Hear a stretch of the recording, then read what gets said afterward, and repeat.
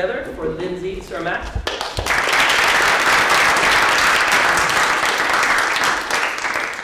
Lindsey comes to us. That's very slow. Very dramatic. From Minneapolis, Minnesota, where she works for the Minnesota Literacy Council, where she joined as a AmeriCorps Vista in 2010. She's a GED instructor and a program coordinator for the Open Door Learning Center, Northside. She is part of a team that develops instructional materials and does professional development across the state. And for each of the speakers, I'm going to give you a little intro, but also 3 statements about them. 2 of which are true, 1 of which is false. You will have to decide which is which. You can talk to them later if you so choose. So here are Lindsey's 3 statements. Lindsey has been to Jamaica 3 times in less than 2 years doing mission work. Her goal is to skydive at least 1 time in her life. And she puts peanut butter in her cereal. Ladies and gentlemen.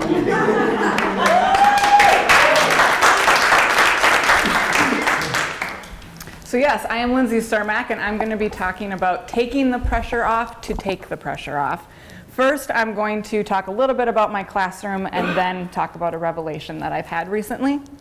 So I am a GED teacher. I teach all 4 subjects of the GED. I have both pre-GED and GED level students in my classroom, very multi-level, and it is the majority of the time we are doing things in a classroom setting. I am huge on community and building relationships with my students, getting to know them, talking with them both inside and outside of the classroom. At the same time, I do hold my students to a high standard, and I push them and stretch them. Before I continue, I'm going to be using the word fail a lot in my presentation because it's part of my revelation.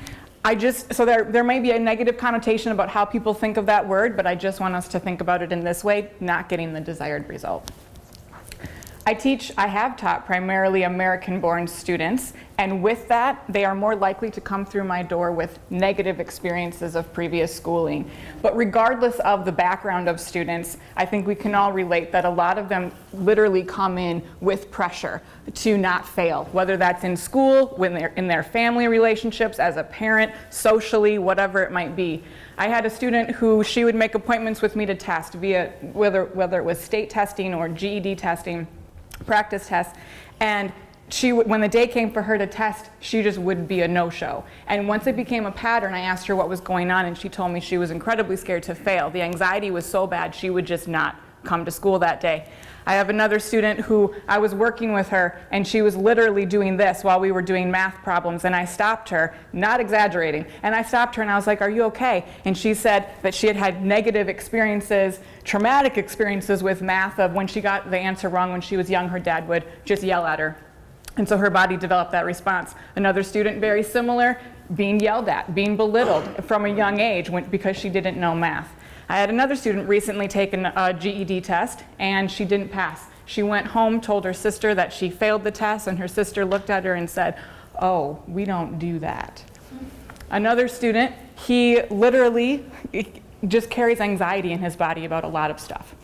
And so I gave him a homework assignment. I said, "I want you to go home. I want you to write for me what your biggest fear is and what would be the worst thing that would happen if it came true." The next day he came back and he told me his biggest fear was of achieving, of success, because he knew socially people would look at him and say, "Oh, you think you're better now that you have your GED?" So all these things, pressure, right? And a lot of our students suffer from math anxiety. They just want to know, did I get the answer right? They don't care about the process. My end of things, I was trying to be the perfect teacher. Oh, I put so much pressure on myself. So you think of the GED test, you think all 4 subjects that I'm teaching, you think of the different levels in my classroom, people are stopping and starting, the skill gap between what they know, what they need to know. And I was putting this pressure on myself to get everything perfect. And what I was doing was constantly feeling like I was failing. I was not measuring up. It didn't matter if people told me that I was a good teacher or not. So much of me did not believe them because I constantly was just trying to be perfect. Last disclaimer, I think we should all strive for excellence, so I'm not talking about that when I'm going to talk about pulling back a little bit. We should all strive to be excellent because our students deserve our excellent work. But perfection, striving for perfection, is that unfair pressure we put on ourselves to not make mistakes. So in my personal life recently, I had this revelation where this chain, this bond of perfection was literally just broken, because how I was in the classroom was not too much different than how I was in real life.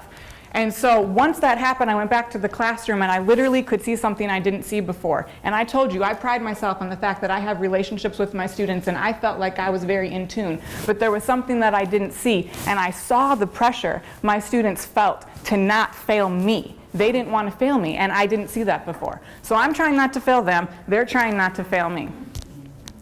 And so with this, I realized I was not preparing my students and teaching them how to fail and get back up. I would nurture them, I would encourage them, I would coach them, I would help them when it happened, but I wasn't preparing them, being proactive about building their character in that way so that they could self-manage if it happened. So I decided to be intentional about being more vulnerable in front of my students. I thought I already was, but I wanted to go deeper. I needed to go deeper. So one example of that, we were going over a problem. 2 questions, very similar, but distinct questions, and it was important. They had already talked about them in groups. We were going to report back. I was recording on the board. We were going over the first question, and they were giving me answers. I was recording. I didn't notice that they were giving me answers to the second question, and so they were getting intermingled on the board. Once I realized it, it was too late, and I was like thinking to myself, oh crap, like I didn't catch it, right? But it was a very important thing for us to distinguish. So we went back, looked at the keywords, we separated it out, distinguished between the 2 on the board, and instead of me pretending like that was what I planned to do the whole time, and that was just an instructional move right there, I just looked at them and I was like, guys, you know that I did not catch that we were answering both questions the first time, right? And they looked at me and they were like, no, you didn't. And the look in one lady's face, I can't even describe to you everything that was in her face, but one of the words I can tell you, she just looked at me, smiled, there was a twinkle in her eye, and it was just a little relief, like, oh, she didn't get it, you know, she missed something. So a lot of learning came from that. So the culture in my classroom is changing. More people are taking tests, more people are passing tests, but there's also people taking tests and stepping out and not passing. And before, where that would have been just like the end of the road and, oh, I shouldn't be doing this, I'm not smart anyway, and kind of having me needing to pick them back up, their language is starting to change. Before I even give my opinion about things, if they do take a test and not pass it, they're saying things like, oh, well, that was a good experience. Or, oh, I just know, at least I know what I need to work on now. I just need to work on a little bit of this. And so that is really powerful for me. And I realized that I was standing in my students' way. They would take practice tests. They'd be close to passing. They'd be almost passing, or they would pass. But just pass, but I wouldn't encourage them to try it because I was scared of their reaction. I was scared that they were going to give up if they didn't pass the real thing. And so I was enabling them. I wasn't empowering them. I wasn't building that character in them to step out and try. So this process got me thinking that this is a big deal. And so these are some questions that I have. Are we scared to be vulnerable with our students? And I mean like really vulnerable, right? Like going the deeper level, be you, be real with your students. We say making mistakes is a good thing. I said that. But do we authentically model it, right? And not all the contrived examples, but just you mess up, literally say it. Are we teaching our students how to frame failure with proper perspective? Do they know that we don't know everything? Do they know that they don't have to know everything to be successful, right? So let's make our classrooms places to authentically practice succeeding and failing. Let's think about and write down expectations we have of ourselves. It may not be perfection with you, but what expectations we have of ourselves can easily carry over into the expectations we have of our students. And then let's start ongoing conversations with our students around fear and success and failure and their implications. I've done this a lot recently, and that is really helping, and they're helping each other. They're talking about it with each other now. Once you name a fear, it loses its power to paralyze you. So let's be honest with ourselves. Do we perpetuate the fears that our students have, or do we empower them to overcome them?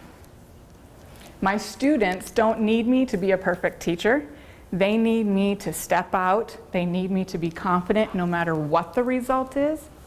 So my last question is, by trying to be perfect teachers, do we unknowingly perpetuate the pressure our students feel to be perfect students? Thank you.